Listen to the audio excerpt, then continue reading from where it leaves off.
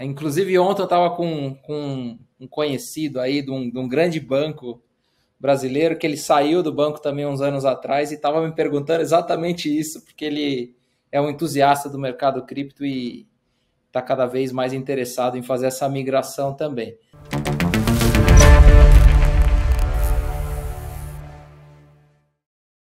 Bem-vindos a mais um episódio do Contos do Cripto. Gente, hoje vocês precisam ficar até o final.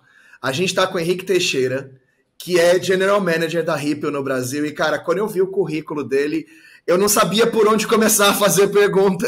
Ele vem do TradFi, mercado tradicional de finanças, passou pela Swift, né, que a gente sabe aí que tem uma série de relações complexas com cripto, depois passou para a Payoneer, que é uma empresa que, inclusive, que tenta resolver os problemas que a Swift gera, veio para o mercado de cripto, está hoje numa das maiores corretoras de cripto do mundo, uma das mais importantes da América Latina. Então, cara, o papo vai ser incrível. Tão incrível que a gente precisou pedir para ele para gravar 2.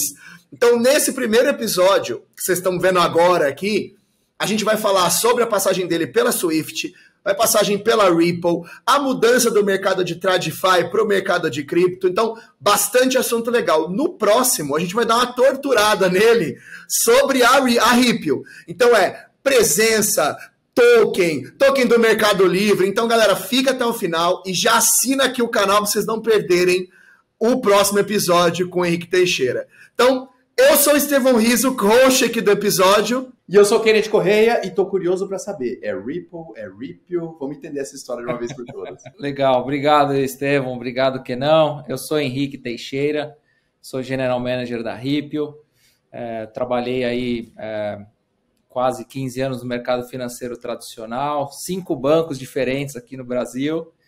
Depois fui morar fora em 2015, fiquei basicamente aí quase 7 anos fora do Brasil e voltei para cá aí no final de 2021 para assumir esse desafio junto com a Ripple.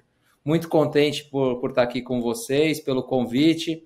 Acho que o bate-papo vai ser bem interessante. Não, com certeza. Assim, quando eu vi, eu falei, eu preciso tomar um tempo dele, e eu sei que como General Manager de uma empresa, o tempo é uma coisa difícil para você, mas vamos lá então. Cara, o que eu queria saber? O mercado de cripto ainda é um mercado que gera muita incerteza. Como que, assim, muitas das pessoas que assistem o nosso canal, e o nosso foco muito é isso, né? Ajudar quem está querendo entender melhor o mundo cripto. Como é que foi para você fazer essa passagem de 15 anos, você estava lá muito bem no mercado tradicional, passagem por algumas das mais importantes empresas do mundo, inclusive em relação a ganhos financeiros que você tem nesse mercado. Como é que foi para você fazer essa passagem para o nosso mercado de cripto aqui? Conta um pouco para a gente disso. Legal. Inclusive, ontem eu estava com um conhecido aí de um grande banco brasileiro, que ele saiu do banco também uns anos atrás e estava me perguntando exatamente isso, porque ele é um entusiasta do mercado cripto e está cada vez mais interessado em fazer essa migração também. Eu comecei aqui no Brasil trabalhando em bancos bem tradicionais, né? Desde um Citibank, um HSBC, um Itaú e outras casas, que me deu uma base muito boa financeira e de como funciona o mercado de pagamentos, o mercado de liquidez, gestão de caixa e tudo isso. E essa migração para cripto foi realmente uma oportunidade que apareceu. Em 2015, eu estava trabalhando para a Swift, né, na Europa, e eu estava no headquarter da Swift, que é na Bélgica, e a gente começou a olhar, eu trabalhava na área de BI, né, que é Business Intelligence, e a gente começou a olhar para concorrentes, olhar para diferentes mercados, diferentes tecnologias que eventualmente pudessem ser uma ameaça, né, para o nosso negócio. E cripto estava ali na lista como uma das principais indústrias que poderiam romper com o nosso negócio, né? Então eu comecei a acompanhar concorrentes, e aí dos concorrentes que a gente olhava bastante, que focava muito em cross-border payments, né, pagamentos internacionais, era a Ripple, né? E fazendo esse trabalho interno, a gente acabou lançando novos produtos dentro da Swift para melhorar a experiência do cliente, etc. E a gente chegou a fazer vários estudos desses concorrentes. E a oportunidade veio realmente sair da Swift e trabalhar na Ripple através de um board member que tinha sido da Swift, que foi ser um C-level dentro da Ripple, e ele me convidou para fazer essa migração. Tendo esse conhecimento do mercado financeiro tradicional, eu adicionaria muito valor para a Ripple, que era essa startup, essa fintech. Então, eu fiz essa mudança em 2017, oficialmente, e passei a trabalhar com cripto aí diretamente. Foi uma mudança muito acertada para o timing, né? Eu acho que foi antes da maioria aí dos grandes acontecimentos que a gente teve nos últimos anos.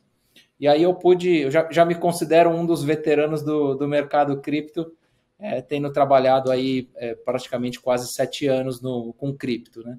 Então foi muito importante essa base, né, que foi construída dentro do mercado financeiro tradicional, e também essa oportunidade de poder entrar numa empresa na Swift, entrar numa empresa cripto nativa, para me ajudar até poder galgar outros cargos e outras empresas e chegar na Ripple nesses últimos quase 2 anos, né? Então, basicamente é uma história longa que eu estou tentando resumir aqui em 5 minutos.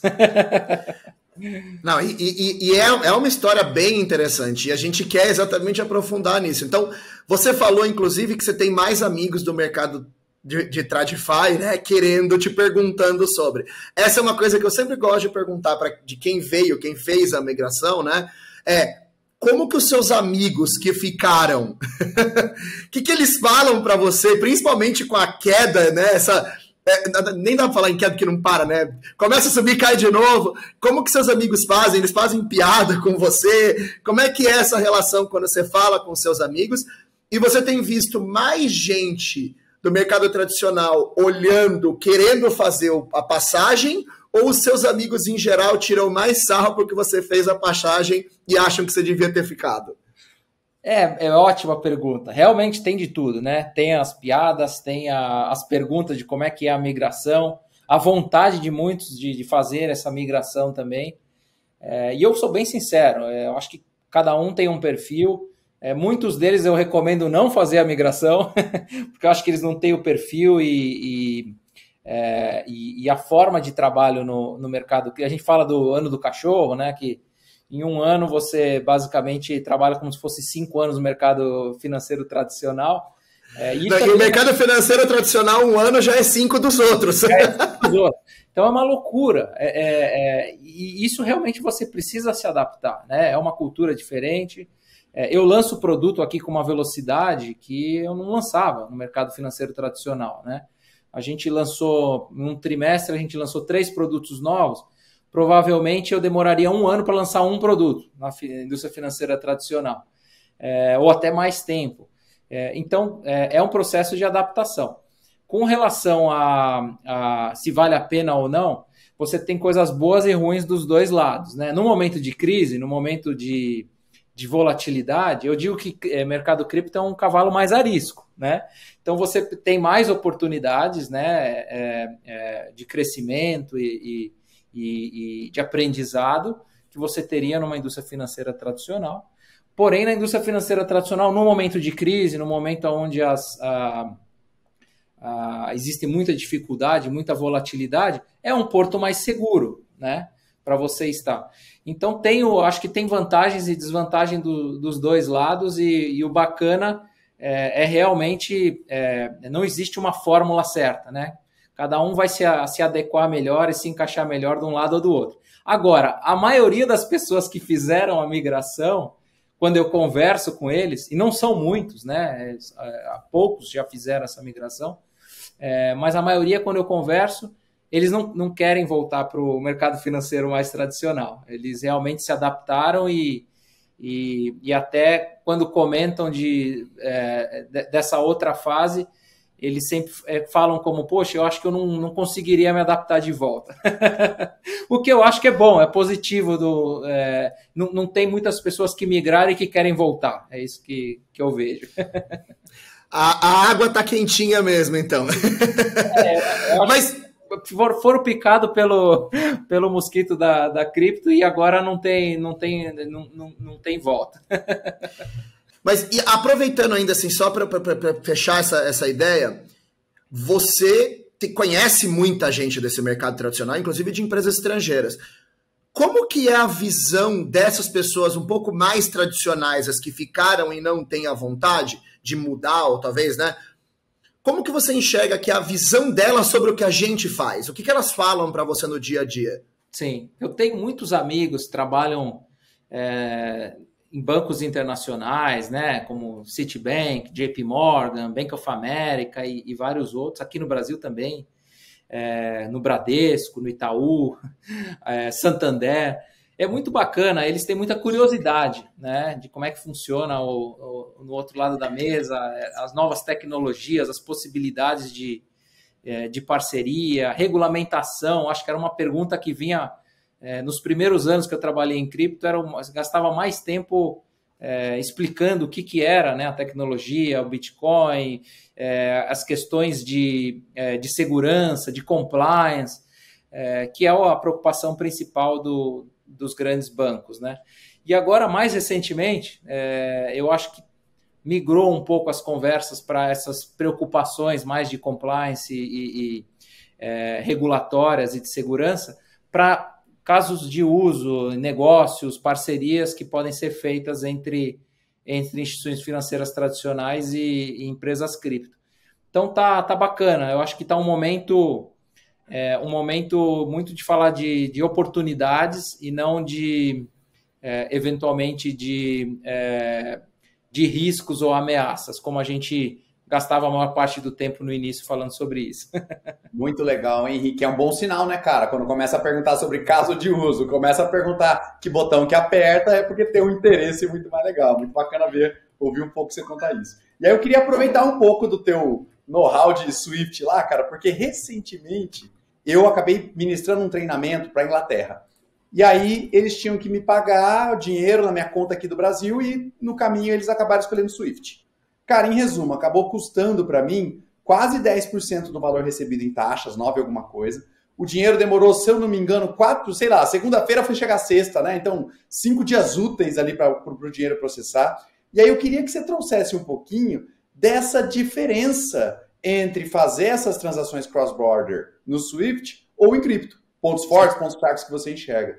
E também, se com esse mercado agora, falando de cripto, um pouco mais maduro, mesmo que tá rolando um inverno agora, tá? Mas com ele um pouco mais maduro, se você acha que tem espaço para cripto ganhar mais terreno e, quiçá, você falou dele como uma ameaça para a Swift lá atrás, ele realmente cumprir esse destino aí, tomar espaço aí de wire transfer. Como é que você vê isso? Eu tive uma experiência bem parecida com a sua, Kenan. Eu quando me mudei da Bélgica para Singapura, que eu saí da Swift e fui para a Ripple, eu tive que fazer uma transferência para a minha conta em Singapura, que foi usado o Swift também. Eu estava com os recursos de um banco tradicional lá da Bélgica. Isso eu estou falando de 2016. E demorou mais tempo. Para mim demorou acho que mais de 15 dias, porque tinha um número da conta que estava errado, e aí cai naquele limbo, e não identificam, e aí voltava, e você falava com os dois bancos, ninguém sabia onde estava. Foi uma loucura, né? E aí, logo depois, o mais engraçado disso, que eu descobri agora recente, a minha esposa tinha comprado, quando a gente estava em Singapura, ela tinha comprado uma bolsa de uma outra pessoa em outro país, ali na Ásia mesmo. E a pessoa tinha que receber o dinheiro, era peer-to-peer, né?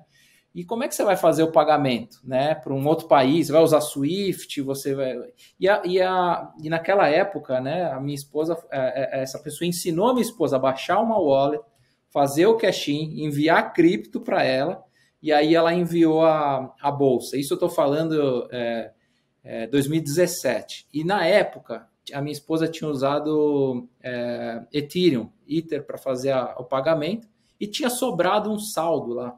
Eu acho que 100, 150 dólares, um troco, com a conversão, etc., tinha sobrado. E ela nunca mais mexeu nessa wallet e me contou agora, no ano passado, eu tinha feito em Singapura um pagamento com cripto, e ela abriu a wallet dela para ver. Eu falei, você tem ainda aí no aplicativo? Tem. Ela abriu, ela estava com mais de 5 mil dólares. Esse troco que tinha sobrado. Ela estava super feliz. Agora eu posso comprar várias outras bolsas, né? Enfim, então assim, são 2 exemplos que aconteceram comigo usando o Swift, né, e com ela usando cripto, pagamentos internacionais e com experiências completamente diferentes, né? Quando a gente traz para o mundo tradicional e falando de empresas e pessoas, já naquela época, quando a gente olhava os concorrentes, existia uma migração muito grande já de fluxo de retail, de pessoas físicas, para outras tecnologias. Não necessariamente cripto, mas até empresas de pagamento, né? Como a própria Payoneer, né? Que a gente pode comentar também sobre ela, de migração desses fluxos dos bancos tradicionais para esses payment providers, né? Essas empresas de pagamento, que traziam uma experiência muito melhor e muito mais rápida do que os bancos vinham oferecendo. E com isso, eu acho que cripto é a terceira etapa, né? É uma evolução ainda dessa experiência dos clientes, porque reduz o custo mais ainda. O settlement, né? A confirmação da transação, ela é imediata, então você consegue mandar para qualquer lugar do mundo. É muito parecido com a experiência do e-mail, né? Você manda, você não importa qual o fuso horário, se tem cut-off time, se tem a taxada no e-mail, vai chegar o e-mail no inbox lá da sua contraparte imediatamente, né? Segundos depois. E cripto é essa experiência que traz para o usuário. Então, o fluxo de retail, de pessoa física, desde essa época já houve uma migração grande. O que eu acho que ainda não houve essa migração, essa oportunidade ainda não foi explorada, é ainda o fluxo das grandes empresas, que ainda continuam utilizando para high value payments, né, pagamentos internacionais de alto valor, esses rails, né, esses corredores tradicionais através dos grandes bancos. Mas eu também acho que é só uma questão de tempo para que a gente veja cada vez mais a adoção dessa tecnologia pelas empresas também, não só pelas pessoas físicas. Mas aí eu quero te botar um pouquinho aí na berlinda. Porque assim, o que eu queria entender, a gente entende, né? Existe um benefício do Swift, principalmente como você falou, para os high value payments. Mas com a visão que você tinha de quem trabalhou lá, você acredita que a Swift enxerga cripto, Ripple, a Payoneer, esses sistemas como uma ameaça ao que eles fazem? Eles talvez não se importem muito com isso. E é uma coisa que eu queria saber, né? O Swift, ele é uma forma que os Estados Unidos têm de ter um controle, né? Então, eles têm a Reserve Currency e eles têm o Swift, então eles têm formas de ter controle sobre a economia global. Você acredita que exista também um medo da questão política americana de cripto e esses sistemas tirarem esse poder que eles têm, esse domínio sobre a circulação global de dinheiro? A pergunta é bem interessante, porque a primeira parte é se ela enxerga como um concorrente, uma ameaça. Sim, sem dúvida nenhuma, desde essa época a gente já analisava, e principalmente a tecnologia blockchain, como uma ameaça. A tecnologia da Swift começou em 1970, né? Nós estamos falando aí de mais de 50 anos. E ela foi evoluindo ao longo do tempo, mas de uma maneira bem mais lenta do que outros métodos de pagamento e outras opções que foram sendo criadas nos últimos 20 anos, né? O que aconteceu? Ela também tentou, e ela tenta se modernizar, né? Então ela lançou o Swift GPI, que é o Global Payments Innovation, que é esse pagamento mais instantâneo, que acontece em questões de minutos e não em dias, como que não teve a experiência. Mas como a Swift, nós estamos falando aí de 11 mil bancos, instituições financeiras conectadas. É impossível você conseguir virar a chave com velocidade, né? Aquele transatlântico que qualquer coisa que você precisar mexer, precisa avisar com 2 anos de antecedência, precisa fazer comitês, é uma cooperativa de bancos, os bancos sentam no board da empresa, tem aquela restrição de orçamento, etc. Então, a máquina anda, mas anda de uma forma muito mais lenta. E aí a oportunidade existe o quê? Para os incumbentes. E a Ripple e várias outras empresas aproveitaram isso e criaram as suas redes e começaram a crescer e ter bastante sucesso. Por que eu acho que a Swift ela enxerga essa ameaça, mas ela não tem uma velocidade muito grande? Porque ela não consegue. Infelizmente, ela chegou num tamanho que é muito difícil de mudar rapidamente. Agora, essas empresas menores estão sendo criadas, etc., é como uma lanchinha rápida que você consegue mudar a direção, cria uma API, uma API nova, já implementa, etc. Na Swift, se você criar uma API nova, etc., tiver que implementar para a rede toda de 11 mil instituições financeiras, você imagina que não é questão de meses, é questão de anos, né? Qualquer mudança numa vírgula, num ponto, numa regra, etc., para se adaptar dentro dos sistemas legados dos bancos, né? Que já tem aí 20, 30, 40 anos processando pagamento internacional e conecta com o sistema do câmbio, conecta com o Sisbacen para informar quem que fechou a operação. É muito difícil, né? Fazer essa mudança de uma forma rápida. Por isso que existe esse espaço bem interessante para novas empresas explorarem. O que eu acredito que deve acontecer é muita parceria entre o mercado financeiro tradicional e Swifts da vida com os incumbentes, criando novos canais. Então, você quer usar a Swift para High Value Payments, ela vai estar disponível. Você quer usar a solução da Ripple para pagamento internacional, usando esses corredores com uma liquidez imediata? Existe esse produto. Você quer fazer um pagamento para pequenas e médias empresas? Usa o Swift. Então, você vai ter diferentes canais e eu acho que vão ser opções dos bancos, instituições financeiras, empresas de pagamento, escolherem, hoje eu vou, para esse tipo de pagamento, eu vou usar esse corredor, essa tecnologia, e para outro eu vou usar outro. Mas eu acho que a chave da questão aí, eu acho que nem a Swift e nem as novas empresas, nesse momento, criam ameaça e roubam market share uma da outra, mas não ameaçam completamente, em poucos anos, sugerir que a Swift não vai mais existir. Eu acho que isso não vai acontecer. Eu gostei desse paralelo que você fez, né, cara, de pensar que igual meios de pagamento no e-commerce, né? No fim do dia, quer pagar no cartão, quer pagar no boleto, daqui a pouco apareceu um tal de Pix, e aí quer pagar no Pix, e agora os e-commerce todos estão adorando essa coisa do pagamento à vista, né? Processamento instantâneo, melhor ainda do que era o débito. Cara, sim, muito legal. Bacana de ver, e aí no fim do dia, né, cara, se você abre as possibilidades, vai virando o oficial, o canônico, aquele que tem mais cliente usando, né? É bacana que é power to the people aí, né? Quem tiver mais consumidor é que vai virar, né? Mas, ô Henrique, eu quero só pegar um ponto que a gente acabou não falando lá, que é a questão política. Você acha que de quem esteve dentro da Swift e talvez tenha visto alguma coisa da influência do governo americano sobre a instituição, você acredita que tenha uma força política grande tentando segurar esses novos formatos para que exista ainda esse controle? Ou eu estou viajando, ou é até um tema que você não pode falar? Não. A Swift ela está na Europa, né? O headquarter dela é na Bélgica e a União Europeia está mais próxima da Swift até do que o governo americano do ponto de vista geográfico, né? Existiam essas discussões lá internamente quando eu trabalhava lá. Se um determinado governo de algum país, e aí não necessariamente precisa ser Estados Unidos ou União Europeia, mas se eles pedissem eventualmente né, para a Swift tomar uma determinada ação, como que a empresa ia se posicionar, etc. E a Swift ela é totalmente neutra com relação a questões políticas. Ela, obviamente, ela segue as normas, né, da Bélgica, que é o país que é o headquarter da empresa, e segue determinações governamentais, né? Teve o caso da Rússia, né, que a gente viu recentemente aí com a guerra da Ucrânia, etc. E ela segue o que ela é determinada a fazer. Mas ela, em si, ela é neutra em relação a questões políticas, e ela, lembrando que no board da Swift, você tem os principais bancos globais.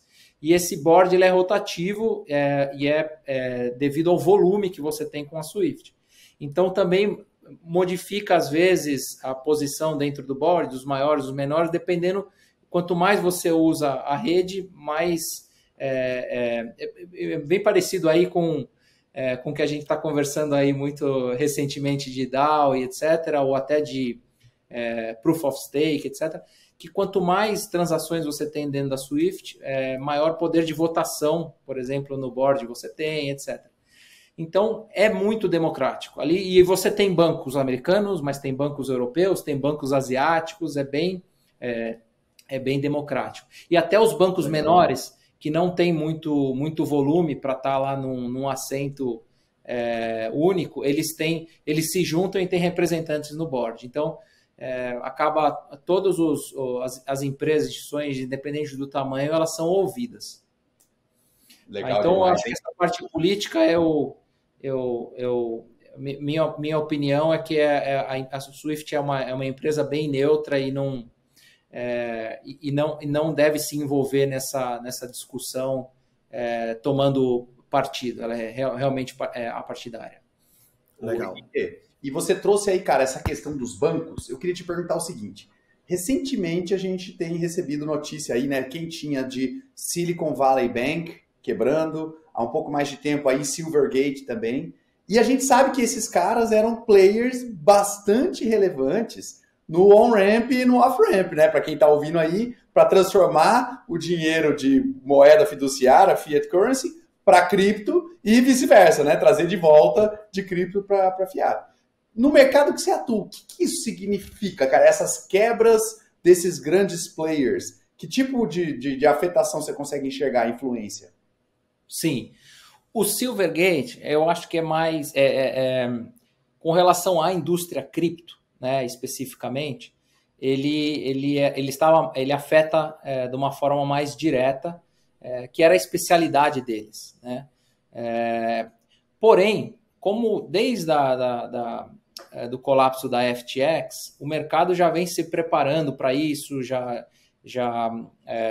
vem tomando ações com relação a isso, diversificando o risco, abrindo conta em outros bancos, mitigando o risco de um colapso acontecer com o Silvergate Bank. Então, de um lado, ele é mais direto na indústria cripto, e do outro, eu acredito que a gente teve mais tempo, né, como indústria, para se preparar para o que está acontecendo agora. Agora, o Silicon Valley Bank, que apesar dele não ser diretamente um banco focado no mercado cripto, ele é um banco muito focado na indústria tech como um todo, né? Então, se a gente pegar... é um banco muito tradicional, se eu não me engano, ele existe desde a década de 80, ele é muito maior do que o Silvergate Bank em termos de tamanho. Ele era muito utilizado por VCs, né, no processo de funding das empresas da América Latina como um todo, que eventualmente tinham estruturas em Cayman, eles abriam contas de Cayman diretamente, então eles tinham um business muito focado na parte de funding. Então eu acredito que é um impacto, e pelo tamanho também do banco e da indústria, né, tech como um todo, eu acredito que foi muito mais rápido e o impacto pode ser muito maior que a gente vai sentir aí nos próximos dias, nas próximas semanas. Devem ter aí notícias desses efeitos colaterais do Silicon Valley Bank aparecendo aí nos próximos dias. Então, acho que o impacto ele pode ser bem maior. Tá? Eu estou mais pessimista com relação ao Silicon Valley Bank do que com a notícia do Silvergate. Mas então, assim, só para fechar isso, então, pensando no curto prazo para o investidor, porque a gente também tem gente que acompanha aqui que investe, né? Ele deve derrubar os preços por mais um tempo ainda, então. Deve causar uma pressão de venda por mais um tempo. Sem dúvida, essas duas notícias causam uma pressão de venda, diminui liquidez também, né, do mercado, gera incerteza, né, pânico, tem também esses efeitos colaterais que a gente vai descobrir aí nos próximos dias. Então, tudo isso eu acho que... E tem as questões macroeconômicas também, né, dos Estados Unidos, juros, etc. Tudo isso eu acho que afeta negativamente os preços. mas para o longo prazo, provavelmente, o impacto vai ser provavelmente regionalizado aqui nesse momento em que a gente está vivendo isso. Eu certamente. Para o médio e longo prazo, eu ainda sou... eu acredito que está mal precificado. A gente ainda vai ter se a gente olhar no médio e longo prazo, o horizonte é bom. É que são a volatilidade que acontece no curto prazo, ela assusta, né? E para qualquer investidor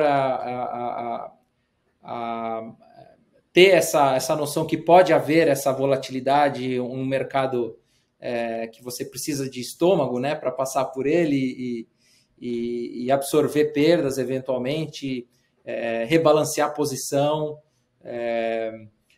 eventualmente tomar decisões também durante esse mercado mais volátil, eu acho que é importante. E aí, a gente falou bastante dessa coisa, né, do Swift e tal. Eu queria te puxar um pouco para falar um pouco da Ripple. Da Ripple. Não tem jeito, da Ripple. Eu imagino a sua cabeça como é que deve ser. Primeiro que eu queria que você pudesse contar um pouquinho o que é realmente o papel da Ripple, porque muita gente fala muita besteira sobre a empresa. Eu escuto muito falar sobre o token. O token, o XRP é muito mal falado. Falam que ele não tem utilidade, que a empresa deixou o token de lado. E um pouco da relação dos processos, né? Então, ela está sofrendo um processo. O que seria o motivo? Você enxerga um caminho positivo de saída para isso? Então, 3 pontos, né? O que é a real função da Ripple, o token e a parte jurídica. Você pode falar um pouco disso para a gente? Legal, com certeza, com o maior prazer. Trabalhei lá 4 anos e gosto muito da empresa. Eu acredito que o mercado comenta muito, né, do preço do XRP, etc., mas eu queria só separar em 2 assuntos, né? A empresa Ripple é uma coisa e o XRP, né, o token, é outra. Apesar de ter claramente uma conexão direta, porque a Ripple usa o XRP como moeda ponte entre 2 moedas fiat, né? Então, e ela não deixou de lado o XRP, pelo contrário, ela é o combustível, né, necessário para ela conseguir fazer essa transação entre 2 países. Então, falando de uma forma bem macro, como é que funciona? Você tem, por exemplo, dólares nos Estados Unidos, você compra XRP, você envia esses XRPs cross-border, por exemplo, para o México, para o Brasil, e depois você converte o XRP em pesos mexicanos, né, em moeda local. E com isso você faz uma transação cross-border de uma forma muito mais eficiente do que se usasse os rails tradicionais aí do mercado financeiro que a gente já conversou antes. Agora, quando o pessoal comenta a empresa deixou o XRP de lado e tal, a Ripple ela não tem uma gerência com relação ao preço do XRP. E ela nem trabalha para que o preço do XRP cresça ou fique manipulando o preço do XRP. Ela usa o XRP como óleo, né, no mecanismo, mas se o XRP tiver 5 centavos, 50, $1, a transação ela pode ocorrer da mesma forma, né? O que vai, obviamente, influenciar o preço do XRP é a oferta e demanda, né? Então, quanto mais bancos, instituições financeiras de pagamento estiverem usando a rede da Ripple, mais interesse, mais volume o XRP vai ter e com isso vai direcionar o preço, né? Tanto para cima quanto para baixo. Então, ela não olha assim, o preço do XRP nos próximos 3 dias, ou próximas 3 semanas, ou próximos 3 meses, não é uma meta da Ripple trabalhar para que esse preço aumente, né? E esse processo da SEC é exatamente sobre isso, porque há uma discussão lá no SEC, que é a CVM, né, dos Estados Unidos, questionando se o XRP não é uma security da empresa, né? Não é como se fosse uma ação da empresa, que aí sim a empresa tem interesse em que o preço valorize e que os investidores que compraram possam ter retorno de investimento, etc. E a Ripple está se defendendo de uma forma bem aberta e direta, já há mais de 2 anos, né? E publicamente você tem acesso à documentação, exatamente explicando isso, que não é uma ação da empresa. A Ripple tem ações no mercado, tem investidores e é uma outra estrutura. O XRP não é uma ação. O token é de utilidade pura mesmo, né? Pura. Se a Ripple deixar de existir amanhã, o token não deixa de existir. Ele continua aí no mercado, continua listado em bolsas no mundo inteiro e pode ser continua sendo utilizado da maneira que o pessoal precisar. Então não é uma ação da empresa. Se fosse uma ação da empresa, se a Ripple deixasse de existir, a ação deixa de existir, né? Então é esse debate, essa discussão que está acontecendo lá nos Estados Unidos, e a empresa vem se defendendo com relação a isso, que é um token de utilidade, né? Um token voltado para o mercado para que tem um uso, não é uma security, né? Não é uma ação da empresa. Resumidamente, muito legal. Discussão. Eu queria ter tempo para esticar pra caramba esse assunto da Ripple. Quem sabe mais pro futuro a gente consiga trazer você de volta para conversar com a gente aqui. Esse é um episódio quase que introdutório de vários temas, aí, porque a gente queria dar um jeito de aproveitar todos os seus conhecimentos. Mas a gente tem que partir para a última pergunta. A gente até estourou o tempo aqui, mas, cara, não teve como não aproveitar.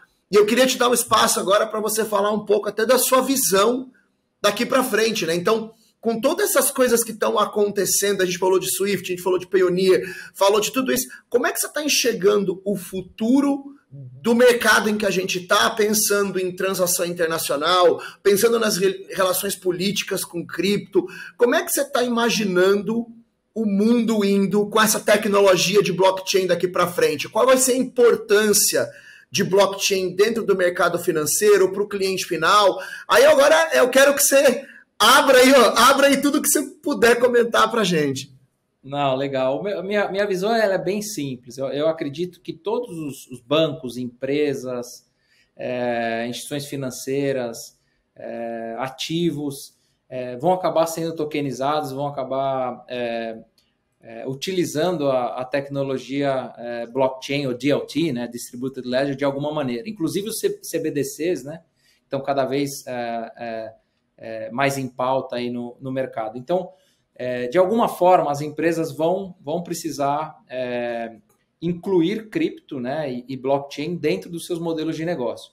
Seja numa ponta de investimento, seja numa ponta de pagamentos, de utilidade, seja numa ponta de custódia, seja de liquidez, seja de reserva de valor, seja de proteção cambial, proteção contra a inflação, diversos casos de uso que a gente seja de loyalty, né, como benefício para os clientes, diversos casos de uso que a tecnologia, e a gente só está começando, né? Eu imagino que se a gente estivesse pensando numa maratona de 42 quilômetros, nós não estamos nem no primeiro quilômetro da maratona. Eu acho que a gente está aquecendo ainda, está treinando, nem foi dada a largada ainda, de tanto uso, né, que essa tecnologia vai ter. E o muito bacana, porque eu estou muito otimista, é que o Brasil está realmente na vanguarda dessas discussões, tanto do ponto de vista do Banco Central e da criação do CBDC, quanto de regulamentação, né, que foi aprovada no final do ano passado, que dá um marco legal, regulatório, para que o mercado se desenvolva a partir daí.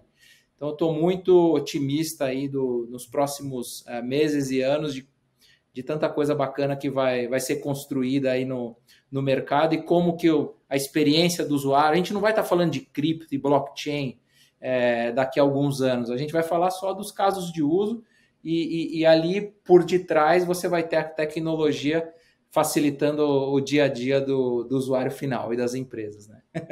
Cara, muito legal, e me deixa... Eu fui mordido pelo mosquitinho também, então me deixa ainda mais animado ver uma pessoa que conhece os dois mundos falando isso. Então vem o segundo mosquitinho aqui me picar agora. E, cara, eu quero te agradecer muito por ter dividido com a gente tudo isso. Te agradecer também por ficar aqui com a gente para gravar o segundo episódio.